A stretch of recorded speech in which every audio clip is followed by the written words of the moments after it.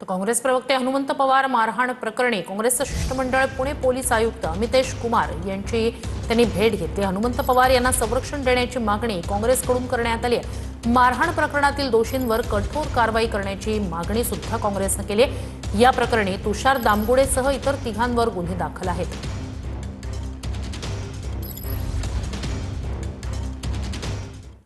तर भाजप हा पक्ष नसून छळछावणी, त्याचे बळी अजितदादा आहेत असं संजय राऊत यांनी म्हटलंय। शिंदे पुन्हा कधीही मुख्यमंत्री होणार नाहीत असंही संजय राऊत यांनी म्हटलंय। शिंदेंना भाजपमध्ये विलीन व्हावं लागेल असं वक्तव्यही त्यांनी केलंय।